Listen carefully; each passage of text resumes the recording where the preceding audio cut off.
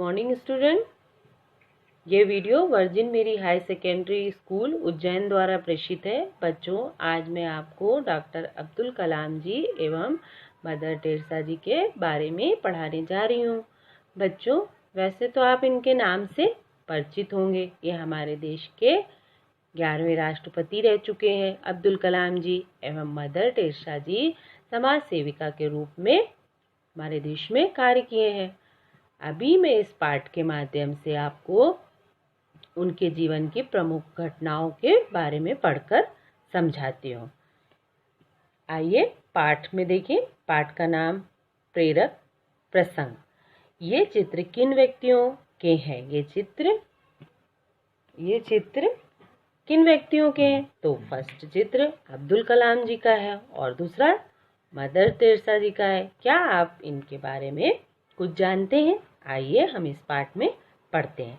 आइए इन महान हस्तियों के बचपन से जुड़ी प्रेरक घटनाएं अथवा प्रसंग पढ़िए। पहली, कमाई। ये अब्दुल कलाम जी के बारे में है। बहुत नुकसान हो गया। समुद्र में आया भयानक तूफान हमारी सारी नावें बहाकर ले गया। अब्दुल के पिता ने अपनी परेशानी बांटते हुए अपनी पत्नी से कहा। अम्मा अब्बा की परेशानी जानकर नन्हा अब्दुल भी परेशान हो गया। क्या हुआ अब्दुल, तुम क्या सोचकर परेशान हो रहे हो? अब्दुल के चचेरे भाई ने उनसे पूछा। अब्दुल ने कहा, आप तो जानते हैं कि तूफान के कारण अब्बा का अच्छा भला कारोबार ठप हो गया है। अच्छा छोड़ें और ये बताएं आप कैसे हैं? आजकल मैं भी बहुत परेशान हूँ। तुम तो जानते हो कि अगले पेज पर देखिए।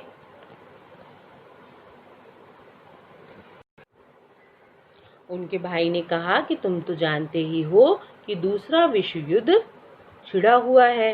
रेलवे स्टेशन पर गाड़ियों का ठहरना बंद हो गया है।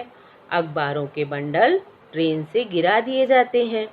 अब्दुल के चचेरे भाई ने कहा, ओह, आपको उन गिरे बंडलों को उठाने में परेशानी होती होगी। ऐसा उन्होंने पूछा। होती होगी ना। उन बंडलों को उठाने में क्या तुम मेरी मदद कर सकते हो? अब्दुल से उनके भाई ने पूछा। इसके बदले में मैं तुम्हें कुछ रुपए दूंगा। हाँ, मैं तैयार हूँ। अब्दुल कलाम जी ने कहा कि मैं ये काम करने के लिए तैयार हूँ। उन रुपयों से मैं अब्बा की मदद भी कर पाऊंगा। अब्दुल ने कहा। अब्दुल अब रोज स्टेशन से अखबार के बंडल इकट्ठा करने और बेचने में चचेरे भाई की मदद करता। जल्द ही वह दिन आया जो अब्दुल के लिए काफी दिनों से अलग और खास था। चचेरे भाई ने अब्दुल को बुलाया और उसे उसकी पहली तनख्वाह दी। तनख्वाह मीन्स कमाई के कुछ पैसे दिए। तनख्वाह लेकर जब अब्दुल अपने अब्बा के पास गए तो वह बहुत खुश हुए। उन्होंने अब्दुल की मेहनत और ईमानदारी की तारीफ की। साथ ही काम करने की चिंता ना करते हुए अपना सारा ध्यान पढ़ाई पर लगाने के लिए कहा। उन्होंने कहा कि अब तुम अपनी आगे की पढ़ाई में लगो। इस बालक का पूरा नाम अबुल पाकिर जैनुलाब्दीन अबुल कलाम। यही बालक आगे चलकर भारत के महान वैज्ञानिक और 11वें राष्ट्रपति बने। बच्चों, मैंने बताया था ना, ये हमारे देश के 11वें राष्ट्रपति थे। अब हम अगले पेज पर चलते हैं। घायल चिड़िया। बेटी, तुम वहाँ मिट्टी में क्या कर रही हो? माँ ने छोटी सी बालिका को पुकारते हुए कहा। ये मदर टेरेसा जी के ऊपर ये पूरी बातचीत है कि उनकी माँ ने उनसे पूछा कि बेटी तुम वहाँ पर मिट्टी में क्या कर रही हो, जब वो छोटी सी बालिका थी। माँ मैं ऐसे कर हिचकिचाती हुई बालिका मिट्टी से सने अपने कपड़ों को झाड़ते हुए उठ खड़ी हुई। वो मैं करते हुए थोड़ा सा हिचकिचाते हुए अपनी माँ से कहने लगी और खड़ी हो गई वहाँ पर। अरे तुम यहाँ पट्टी दवाई के लिए क्यों बैठी हो?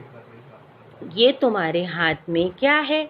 माँ ने बालिका द्वारा अपने नन्हे हाथों में छिपाए जा रहे जीव को देखकर पूछा। उन्होंने हाथ में कोई जीव छुपा रखा था।